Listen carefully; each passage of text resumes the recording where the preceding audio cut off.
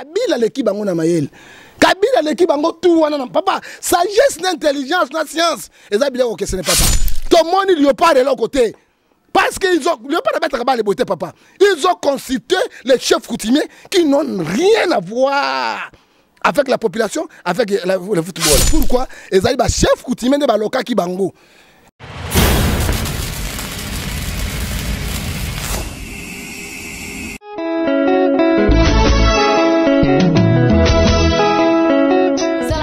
Mingi tolanda bomoko mboko na ba info na bomoko ya mboka musicien boko lega l'homme de Mutuashi ko lega na ya donc site ya kitoko bomoko ya mboka ilunga wetu mwana le padre.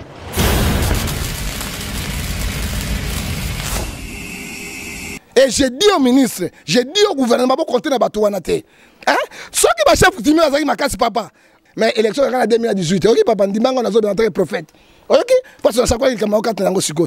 Bon, puissance c'est ba chef coutumier azaki wa. Ba kay ko local Léopard. Ceux qui m'a wana biso to tellement to bon de Léopard te, to mon yo mon équipe papa. Et puis ministre a bien la télévision, j'ai reçu to moni bango les chefs coutumiers, ils ont béni. Ils ont les pouvoirs ancestral. Les pouvoirs ancestral c'est le pouvoir de la sorcellerie.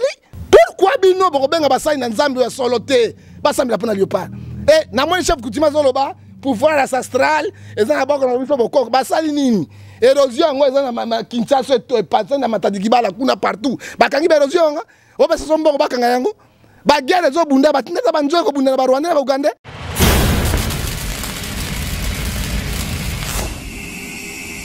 Mbote bande ko balandi ya www.bomokoyamboka.com o bazik bozali kolanda biso na mokili mobimba awa tozali na Kinshasa to yambile lo ya biso prophète Aaron John Ngefa, alias la mort de Jésus.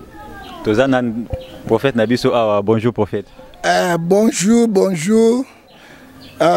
Bomoko Yamboka, oui, ça Bomoko Yamboka parce qu'ils ont contribué pour tout sanganer le Gomoko. Ce qui Congo sangani et le Gomoko na moli monanzo togolonga makambo tozanango. Et puis on appelle sous merci mingi mbote mingi na bande ko ya poto sur bomba landaka biso mingi na ba conseil na bango nzambe apambola bango. Et puis sous yo moko première mission na yo sananga. Tika ete nkole sumasia kolo na yo azra na yo apambola yo fungola monoko apeso bwana pe mayele po ete oloba de la part ya yepe makameta mboka kola pambola yo. Merci beaucoup sans plus tarder tozo kende kotu na prophète Nabiso awa pona makambo yo le 19 décembre 2016 awa tolanda ki ba prophète ebele to ba sali na nzambe ebele o balobaki que makila ekotanga ebele et puis pouvoir oyo ekozala sous en place te metozo kama ndenge nini makila etangi te et puis pouvoir ezaka ka ndenge elo ba maki donc to moneti ba prophétie ba komi ko pesa biso ko na kolali saka peuple congolais ou quoi te papa journaliste eloko nyonso ngenga kezaka lorte libende yo sengenga kezaka lorte papa kuivre pengenga makasi hein. Basoka za cuivre bokasi l'or or za cuivre ba pesa ba prophétie à solo ba pesa ba prophétie na bango ce sont les faux prophètes. Un vrai prophète Amos 3:7 moi Dieu je ne fais rien sans toutefois révéler mes secrets mes prophètes mes prophètes mes serviteurs. Balobaki le 19 esili makile kotanga kabila ko kende makambo yonso ils ont tout dit. Mais mais moi j'avais prononcé ça le 19, ce ne serait pas l'apocalypse. Un mois avant, 2 mois passés avant. Ça ne serait pas l'apocalypse. Il n'y aura pas de mort au Kanissa. Mobouyi qui est mais Kabila reste en place. Hein? Mais les lois, papa, bino ba congolais. Bon dimara so mota kufi obenge prophète ya monde. Prophète ya Songolo. Bo kamati ba médaille de mérite. Là sanga médaille de mérite so na kufi bemelanga. Hein? C'est le moment tango mosali na Nzambe abimi na Congo. Oya zoloba, azobanga te, azoloba ba plan ya Nzambe. C'est le moment ba appuyer. Est-ce que moi je suis appuyé? Non. Nalobaki yango lelo moneka na Kabila reste en place. Mais nalobaki yango Kabila reste en place. Na décret royal en Nzambe pouvoir ekwe. C'est fini. Hein, autres que n'envoie biloko ya suka te na suka, c'est fini hein. Et puis ça les monga nalobaki nango. Mais prophète, eza ndenge population e bandai ko lingate donc neti population bandai ko sepela na sens que donc elongi wana kaka ya kabila ezalati ndenge to bandai ko zela main to komona ki eza pena le contraire. Ndeko nanga Aziris moto nzambe atiaki na kati na Israël, il était étranger. Ce qui peuple ezotambola malamu te. Peuple boy nzambe. Peuple ezoka nzambe te. Peuple akamati ba chef coutumier ba puissance ancestrale a même qu'est-ce que Dieu peut faire, frère? Nzambe ko sala nini akolâcher bino. Soki olandi na Esaïe 56 verset 80, Israël c'est ma femme et moi.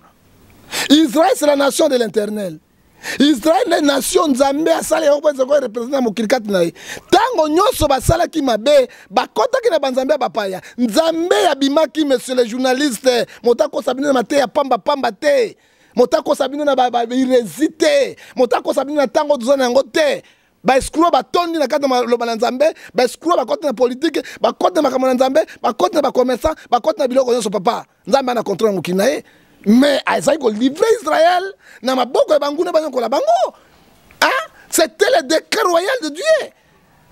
Congo est le pays le plus riche du monde, c'est Congo, qui a 132 minéraux non exploités dans le monde. Dans la forêt après Amazon, c'est Congo. Le pays le plus souffrant du monde, c'est Congo. À cause d'Angozotani. Bamisala bato bakimi nzambe bazongi na ba puissance ancestrale. Et puissance ancestrale, ce sont les puissances coutumières. Et les chefs coutumiers marchent ensemble avec les démons. Ce sont les agents des démons, les diables. Bato bazongi na ba incarnation diabolique. Bazongi na ba voyage, ou ba exclure, ou bazongo pimbwa. Bazongi na ba franc-maçon. Bazongi na bino bolobaki yo kakamba Congo Je vais vous dire quelque chose de papa. Congo est bandit qu'on souffre les lotés. Congo est bandit qu'on souffre avant l'indépendance. Pourquoi? Tango mindele baye na machine na bango. Tango baye na machine na bango bakuti Kasavu, bakuti Lumumba. Ba initier bango système machine na bango blanche. Catholique aye na machine noire. Abakisi yango pe juste machine blanche abakisi kat na bango. Yango monaki avant indépendance, tant que indépendance Lumumba telemi abengani mindele. Ba Mobutu tanga koti ba initier le sous Mobutu. Mobutu azui machine na bango et Mobutu azui sous nini puissance ancestrale ba nganga wa nozo mona ba chef coutumier oya na mbeli oya na poso ya lion oya na boy jusqu'à azoki poso nyama asaki chapeau na ye.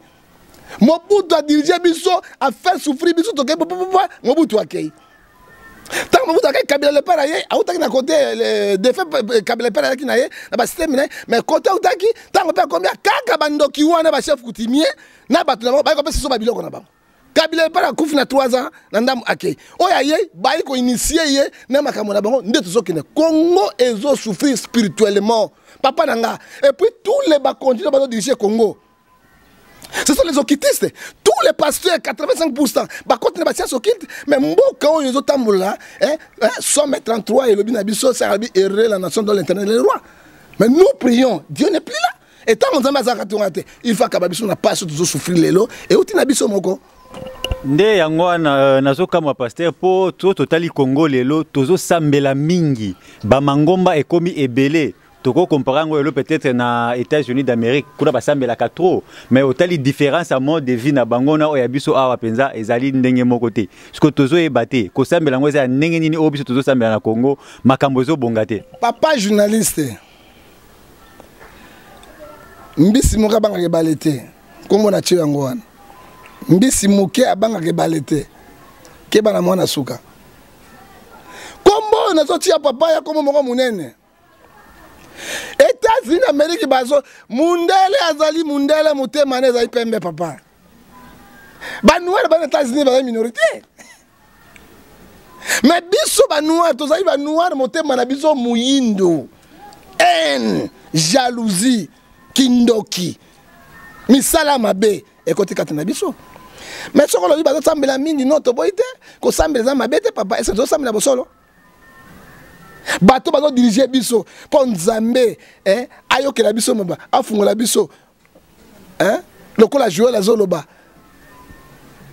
12 azolo bango kati na yango ese ba otama na bosolo tango bango bakoti na misala wana ya mabe bakoti na envie posa ya mokili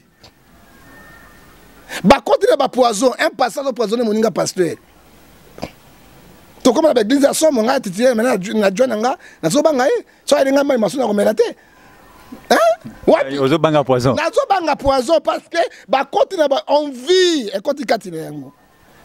Un pays où un pays où bato bakomi na ba esprit mabe, bakoti na ba science, bato bakoti na jalousie, bakoti na ba traître.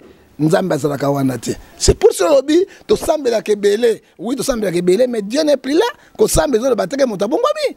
Hein? Okolo banzambe zambela munoko. Ya wazo na Matthieu 25, 30 abinini. Na mokona suka na kuanga na bino saki miracle na komona bino te to bikisa bato na komona bino te to bikisa mboka kata bino nzambe akuanga la biso souffrance na biso ezawana parce que ba pasteur ba prophète parce que ce sont des experts du monde ba sango oyo ba memaki mboka na kolakisa bango nzambe ba pengwi ba komi na mokili lati bango c'est pour notre souffrance mais Bible ezobisa biso moyenge moko ko bikisa mboka lelo biso to bimia wa pona kozongisa bato na nzela mawa na nzambe ezala kati na biso. Toi tu crois un pays lokola Brazzaville ba binzambe te. Ba Congolais nde Zaïrois nde ba kiko pesa bango nzambe. Mais pas na bango Congo na tongo mona zoli ali pa avec be. Mais Congo moto ali pa avec be, il faut un ministre, il faut un député. Est-ce que ezala kati nango tala kanda na nzambe. Nzambe ala kanda na biso. Que dit la Bible monsieur le journaliste? Hébreux 12 verset 7. Nzambe abeta ka fimbo na masoko ya mutu ya zoba. C'est ce que dit la Bible. Nzambe abeta ka fimbo na masoko na moto azali zoba pour être nzambe azoninga mutu wana. Dieu nous aime. Après c'est une punition, to repentir, to yepa naye et Congo to récupérer parce que les fruits sont là. C'est que ceux qui te comprennent malamu donc peuple congolais aza naïf alors. Ce n'est pas naïf frère. Peuple congolais est en esclavage. Oyebi Bible ezobisa biso na mokanda natangela yo yango nano na mokanda ya Ecclésiaste elobi bwe papa elobi 9 ayebisi biso eloko moko alobi na tango ya pasi na tango ya mawa bayaki epai ya Yesu na mikumba na bango enzambe akangolaki bango. Papa, akangola ki bango pourquoi? Balele ki pa ya nzambe.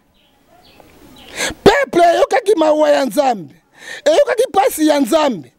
Nzambe okeli bango mawa, pe alela ki bango. Lelo peuple le nzambe te peuple le ranine libala. Peuple le rani ba chrétien le rani na ke na poto paradis na iba te belé bazo kema na poto. Kasi nde mate ya bino ko komemela biso na mboka na biso lelo. Libala peuple azo le rani na ke na poto peuple azo ba na pas moi. Que dit la Bible papa? Dans Romains, chapitre 12, verset 34, cherchez premièrement le royaume du ciel, tout ça viendra après. On est tous au monde, on est écoleka. Bon, vie, on est tous au écoleka. Peuple bon nzambe, et comme on dit mabal, et comme on dit poto, et comme on dit mbong. Si quoi, pour pipare ya nzambe, yango moni nzambe akabibiso. Et puis deux, ba pasteur, ba na tête na yango, parce que ma tête na bango, ba so te ya repentance te. Frère, sœur, yozo kasa mobile mwasi. Pourquoi bino bobenga basai na nzambe ya solo te? Basambi la pona liopa. Eh na moi chef coutume zoloba pouvoir ancestral eza na bako na biso boko basali nini? Érosion ngo eza na Kinshasa to e patsa na matadi kibala kuna partout. Bakangi ba érosion nga. O ba sombo bakanga yango. Ba guerre zo bunda batinda ba nzo ko bunda ba Rwanda ba Uganda. Papa na ngayo kanga na zo biso talanga na zo lobe na yo papa. Ba Uganda ba Rwanda bazo boma biso na ben na Butembo bazo kata kingo mutu balakisa ko internet tozo mona kata na bo ba chef coutume ba tutaka tolo ba côté pas cabinet mabe et pas premier ministre mabe et pas gouverneur mabe et pas la ministre mabe. Qu'est-ce qu'il cherche à nous? Nous sommes les chrétiens to boya biloko wana. Dans la Bible dit biso na lik 19:4. Alors Jésus-Christ était venu et il abolit les coutumes des Juifs. Hein? C'est la Bible qui dit papa, hein? Or que Jérémie chapitre 10, verset 3. Car la coutume d'un peuple, c'est la vanité. Hein? Acte Matthieu 6, verset 14. Car nous savons qu'on a entendu parler de Jésus de Nazareth. Il est venu pour détruire les liens de changement de coutumes des hommes. Yesu soka boye eloko ya mabe, ezoka mbongo ya kala lifobo. Ezane eloko ya kala lifobo ba coutumier wana bilamba rouge wana, ils n'ont rien à voir avec le pays, pas sa solution te. Bakay ko local léopard. Soki ma wana biso to tellement to bon léopard te, to mon yo mona équipe papa. Et puis ministre à la télévision, j'ai reçu ton moni bango, les chefs coutumiers, ils ont béni. Ils ont les pouvoirs ancestraux. Les pouvoirs ancestraux, c'est le pouvoir de la sorcellerie. C'est la sorcellerie tout fait. Voici comment le Congo souffre à cause de tels individus. Payer en otage quand la politique, mais ma chef coutumier, parce qu'on a payé le Congo en otage. Mais tu kuna, tu as conséquence ni. Équipe kilo moi encore. Le quoi m'dalé papa, so quand makala, so ba demander, bazate ba personne foufou avec un dia ta bombe. So ko le ngoka qui, on va vungule. Qui papa foufou on a makala, so qui ba pèse sur béton, on retombe à le coloté. Il y a une poisson à poisson. Tout le monde il pas de l'autre côté. Parce qu'ils ont, le pas de mettre les beautés, papa. Ils ont constitué les chefs coutumiers qui n'ont rien à voir avec la population, avec le football. Namawa Nzambe, Nabolingo Nzambe, hein? Tomoni Yango, 9 joueurs na terrain. Yo moni Yango, 9 joueurs na terrain, peut gagner.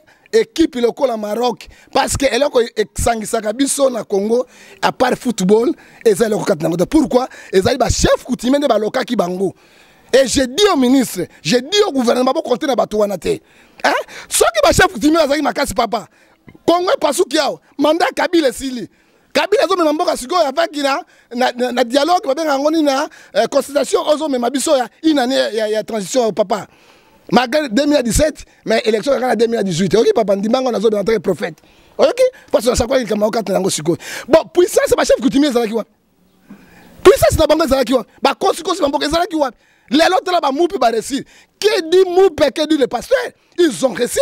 Bah c'est calme, toi même makate na bango. C'est kindo kenga bango ba bi kumisa kazango wapi. Non, c'est l'escroquerie spirituelle. Kongo fungola miso. Batwana tondi mabangote. Et loko tout chef coutumier ça kana mboka récit la kate. Hein parce que Congo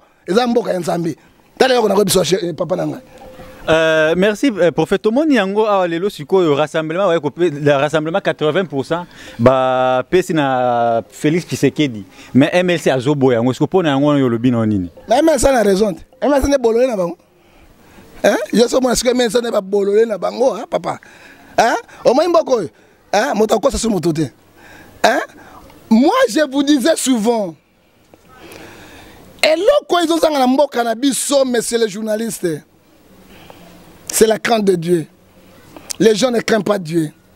Tout le monde parle au nom de la population. Peuple, peuple, peuple. Qu'est-ce que le peuple bénéficie? Un peuple misère, un peuple qui souffre, un peuple qui ne sait pas comment manger, comment aller étudier, hein? Comment aller à l'hôpital. Et tout le monde, peuple, peuple, peuple. Fini l'histoire. Je vous ai dit souvent dans mes interventions et dans mes émissions, on n'a pas les politiciens, on n'a pas les opposants. Nous n'avons seulement les profiteurs. Nous n'avons les profiteurs qui cherchent leur propre intérêt, ce n'est pas l'intérêt de la population. Maintenant, quoi est-ce que tu sais, la définition il y a un parti politique, c'est pour conquérir le pouvoir. Et donc, pour parti politique, on va conquérir le pouvoir, on va battre la place, on va prendre un otage. Si bango primature, bon, il y a 67 ministres dans le monde de Moumbaté, car dans le Congo. Et puis, dans le monde de Moumbaté, payer 9 joueurs, 8 joueurs écoute, et gagner 11 personnes, et ça a raté. Prolongation à 6 minutes dans le monde de Mobimba, ils ont rappelé dans le Congo. Donc, Congo est extraordinaire. Mboka moko to ebite to yeso la ah yesu atambola kati na butu alali awa na ekso comme 4h du matin à matin lolo parce que mboka na monate hein tala loko le gars il pays le la Maroc pendant nga pays favori azana balle ya kosakana te avec le plein de professionnels mais tala Congo mboka ezangi papa bana oh mboka bana papa mboka Paul komba Congo ne mboka Paul ezangi papa na bana oh ya au moins il va se mettre avec tout balle tout papa mais toto ta oui mboko oyo nzambe ala kawa papa nzambe na Congo nzambe ko la Congo papa to fukama to bi nzambe eloko l'équipe biso sensation ka football yo ka biso ma to zonga na sengo papa so to polaki lobi baso ya kufana cardiaque to kufina na nzala to kufina molunge kurate na ba cardiaque to gagner yango et puis ndele baso kamwa et ça kati na yango te alors ozomona to zaki biso uni il faut mboka za uni Tshisekedi il y a quoi président il y a conseil de suivi à Sage il dépasse comme sa premier ministre on bon la population bon mona ba intérêt égoïste ya mboka a proposé moi net Tshisekedi comme premier ministre mais était ni fait ni ba ça était ni fait ya Tshisekedi ya moi na papa na docteur professeur a été ni espérance ni sala est-ce qu'entreprise ni moi na Tshisekedi oyo ye même bakutu moi na zala qui directeur de la compagnie na pas comme premier ministre il gérait a géré compagnie magasin ni même a géré le premier ministre Mukumba Mboka oh Seigneur soit loué l'homme Mukumba Mboka dans maboko na ye bati ya premier ministre pourquoi pas que apona na lobaka eloko liboso papa na baki Tshisekedi akotia mwana na ye ba émission na ngaza batu balanda yango pourquoi pas atia même Fayoulou pourquoi pas même atia moto nani Fayoulou pourquoi pas pourtant dire vrai démocrate et pourquoi pas atia même professeur Oyo Kalele un professeur d'université à la premier ministre il a l'expérience. Pourquoi pas te à papa na biso vieux Matungulu professeur akamati mwana ça montre que bino ba finga Kabila le père Joseph Kabila papa mpotu yo la liste no longo to longa moninga te Joseph Kabila papa na kufi roi mete mais qu'est-ce que tu sais qu'il fait maintenant ils nous ont brûlé to ta bana mike akamati mwana na ye wana te premier ministre et son enfant son fils a l'expérience à ta boutique à gérer ta boutique boutique a pas majorité comment on gère le peuple congolais awa tozalina zenglete Congo ezali mboka ya biso nyoso Congo ezali mboka ya mutu te bo gérer ka biso les mêmes individus hein et ko sala matin papa hein toi bi beti fait basana poto hein mingi bagana poto ba basi na ba masanga na ba ambiance na ko même ba voiture bo finga ki Kabila le père Joseph Kabila wat hein Kabila papa olongoli Saint-Pierre bidambo si Saint-Paul ça est l'autre côté ah papa oteki nganga hein mais okamati sikoyo marabu oteki nganga okamati sikoyo okamati nani okamati ndoki otongisi mais nganga na marabu batondenge ni ko soko zo finga mutu il faut koyeba Kabila le père Kabila ngana mongala Yesu Sake zabu na koloba boye. Pour na Congo, papa, na Congo, mi koufa pour na Congo. Parce que telles injustices, on ne doit pas admettre ça. Le Congo appartient aux Congolais. Papa, c'est quand on a boté milelo, comme dans l'église. Hein? Si quand on a koufa, a dû moi, c'est quand on a oi. Mbiye yo ya kaboli église papa na. Hein? Muku na yo trésor azaki na poto, oyo ba fali baso mbe partout, atiki na lotoko na bangité. Allez, ya tu yesko, la tu préparé. Non, papa! Non, papa, mboke comme boité papa. Hein papa? Hein? Au moins il comment Tshisekedi ça, na conseil Tshisekedi. Atia Félix te. Carrière politique ne go beba. Et là on a zolo bayango, peuple zolo kakati yango. Na IDPS, atia mobagete ponani. Voilà te mobagete atia te ponani. Même peu moi qui a beau jouer premier ministre ponani. Et l'expérience, moi qui est entrepreneur, attention, un homme d'affaires, il dirigeait, mais quand il est atia te ponani. Atia moi na ponani, et donc le royaume. Souka naye a préparé comme appelle l'élection présidentielle comme président. Toboy biloko et nous condamnons ça. Il dépêche bana battre belé mayele. As une expérience, et dans la katinengo, bati a monto mususu yete. Mais le roi papa na dictateur. Il y a makasi ko le même Mobutu. C'est pas bon ça naka. Ko le même Kabila. Ko le même Kabila le père, Kabila le fils. Il est un grand fils à lobby. Ha. Frère, je te dis. Mandela zaki na bana na ye. Père de l'Afrique du Sud, c'est Mandela. Mandela, tiens, moi, on est président de la République. Après, pas ta ministre. Hollande, on a en France. Hollande a préparé moi, on a été. Tu vois, Mandela mais Mandela, c'est noir. Sassou Nguesso a préparé moi, on a été. Non, nous refusons ça. Pour moi, conseil n'a pas ça. Au fingi Kabila, au fingi Bango. Aux moins na yo ti yango be so carrière politique parce qu'il n'a pas l'expérience. Papa Congo est un Congolais, Luka, pour un dimanche vrai démocrate. Pas na ebi kana awa mutute, papa na mutute. Ouais, bah bateau sur la manette ba mingi ba escroc. Merci papa, nous tendons vers la fin. Nous tendons vers la fin. Non papa, et ça dit comme mboka. Na fingi mutu papa, plupart na ebite ngapi ala ti lunette. Mais plupart, na lobi plupart. Moyaka moko fingi sa ba yaka yonso. Mais ba yaka yonso te ba fingi sa ba yaka yonso te. Pona ba yaka kimbuta moyaka yo gouverner la vie. Professeur Bemba Théophile yo asa moyaka, mais ça kata vie. Mais plupart bato bala taka manette, ba za besco. Plupart bato bala moniere, baluba, pe besco. Na suki wa. Merci beaucoup prophète Tulungito Turana Lomo boy. Papa prophète, étant que prophète de la nation. De la nation, tu es un boy, prophète de la nation. Simple prophète de l'internet. Bon, tant que prophète, tu as un message ni o ya suka nzambe azotinda pona mboka na biso Congo. Message ya suka nzambe azotinda mboka na biso. To sangana, to za uni. To kabwana te. Soki to kabwane. Kabila repousse biso te 2020. Na biso élection en 2018. Ils en 2017 hein? Parce que ko kabala kat na biso. Soki to zali uni. To ko zala bomoko. To za uni. Nzambe ko zala kat na biso. Soki to za uni, to bossa na bakambo eleka. To longo na esprit à vengeance. Nous sommes pas les Rwandais, les Ougandais. Nous sommes un peuple autre somi lingaka. Nzambe afungola biso. Deuxièmement na zo ebisa yo. Soki to za unité, banguna ba ko profiter pour bazali ebele na mboka. Pona ko suki salanga na bibo yoka. Obi Kongo mboka Nzambe. Bazui badi banga batie premier ministre. Pa Acholi akei. Te ba kifo Nzambe alongoli déjà a bengano kwa mbongo ya kala. Badi banga na discours na ye. To za bana mike. To bato yo to zo mona liboso papa. Na ko stabiliser système macroéconomique amen. Mais oya kenya maneti wana biba escroquerie ni wana premier ministre maneti wana. Biso bata maneti wana ba escroquerie. Bata maneti to ta bata escroquerie. La ngona maneti papa. Donc na ko te siko na longo maneti pona yo so tika na escroquerie, tika na ndenge na yo. Prépare papa. Azo sala kaka réunion na mona conseil des ministres était. Il faisait toujours avec 3-4 ministres. Système macroéconomique. Système macro. So ba koti wana 50 000. Hein papa?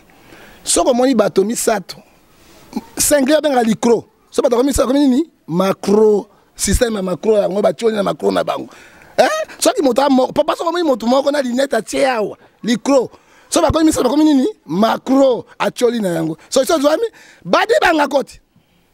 Ah Congo ya ba candidat. Congo ya bana Congo. Congo ya John Ngefa. Na linga Congo eti na kufa papa. Moto aleki Congo ko likanga zate. J'aime mon pays. J'aime mon pays. Je suis libre, papa. Aïe, il a discours d'investiture. Je n'ai jamais vu un pays qui 67 ministres qui a budget. Bon, on va rejoindre. On doit foutre à $40. DGM 100 000. La police 80 000. Alors, bien, aussi sans la merci. Papa, dit, vous mettez ma mingawa. Tout n'a pas vu minani.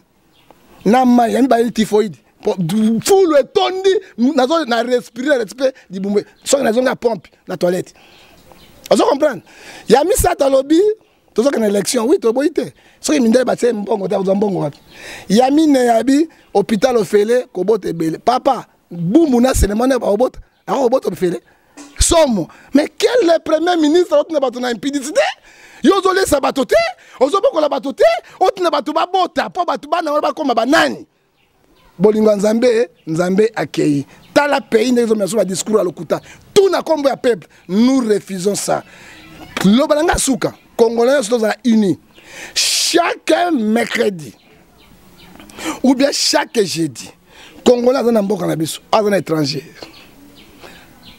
azana jeune prier pour na mboka na ye Esther asalaki yango Shadrach Benedek Misaka basalaki yango. Hein? Papa. Daniel asalaki yango. Daniel était dans les maisons royales. Il mangeait, il buvait, il était heureux. Mais à cause d'Amboka naï, il faisait. Esther a dit, moi si y a roi, elle avait tout. Hein? Israël était là qui était, à cause de son peuple et son pays. elle faisait. Hein? Tout le monde a distraction à bateau. Tout le monde a le coup politique.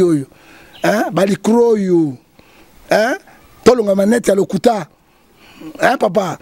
Ce que moi, moi, si, rouge à l'œuvre à tiers. Adam, moi, ça libal. A Kamata Tchè, Ndumba. Même à Libal, a changé. Hein, papa? Ce que moi, c'est libal. A notre bilamba sexy. A Kangé, Kota Dendo. Dendo, parti, boy. A Zaka na semence à Ndumba. Yo, moi, la musulmane, la tango. Hein, papa? Tout le monde a idée, on a tout le monde. Congo sera libéré. Nzambi a sali. A Simbi président de la République. Bon, il n'y a pas ça. Nzambe a sali a Simbi président. Loboko na Nzambe na Congo. A Simbi président de la République. Et là, on tout va mouper parce que ça makati nango. Congo est une élection. Mais peuple congolais, fungola miso. Ba politique le côté to bango to voter bango. Na voter comme premier ministre, comme député, ke bango. Hein? Na repère ce exemple, Ndeko Basile a comme il office ministre. Et puis azo kene pe nayi. Pas comme on a reçu la poste sur Tesika Congo Kufaka. Olaninga Tesika Congo Kufaka.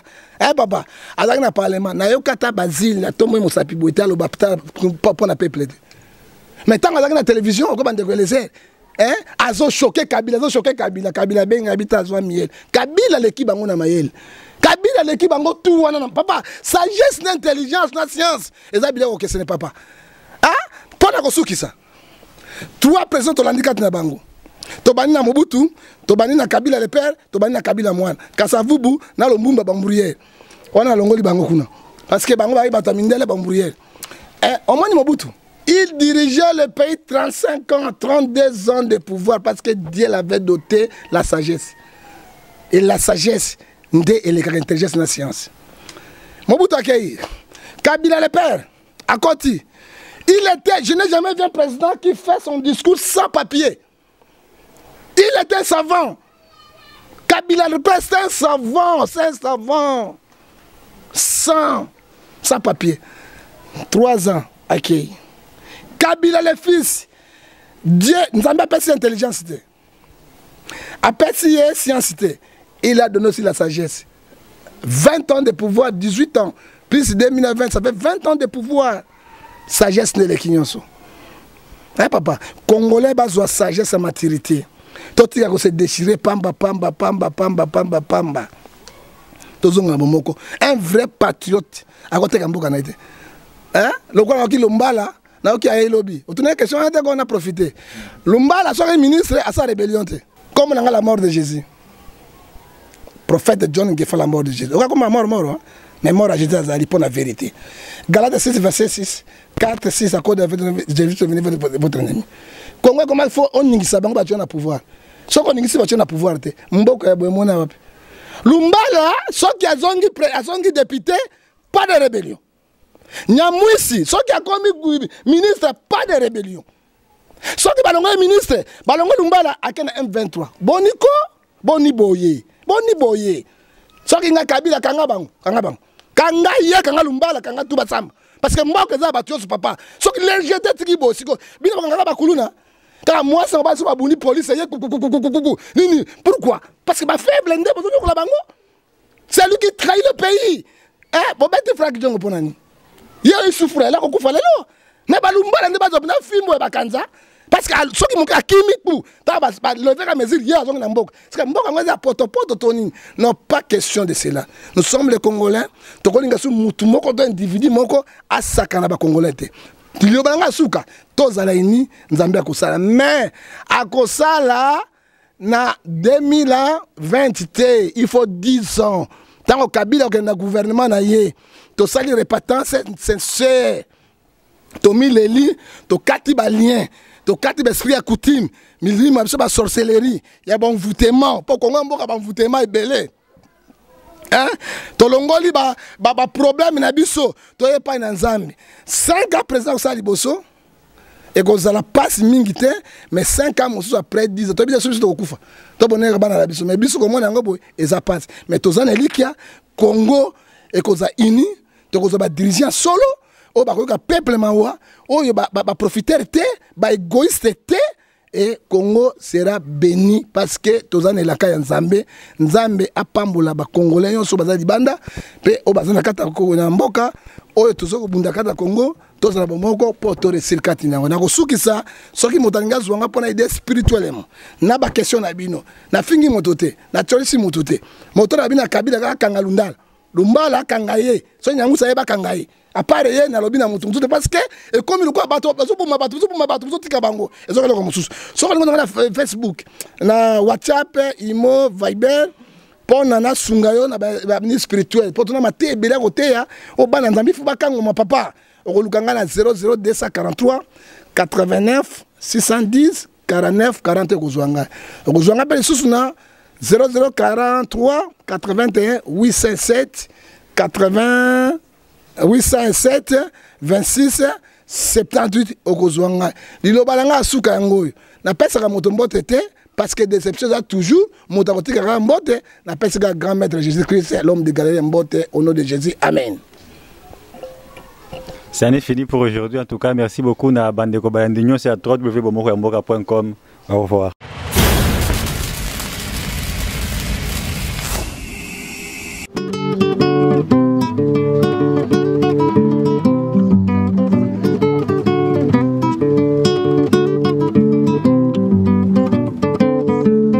Yamboka, vous allez toujours brancher, dire émission à Bino Yamwana de partout. Donc c'est Charlie Solo qui vous parle Yamboka. Ça dit vous allez brancher, Bomoko Yamboka, émission à carré, boss Momo na souhaite, donc ma solo à carré quoi.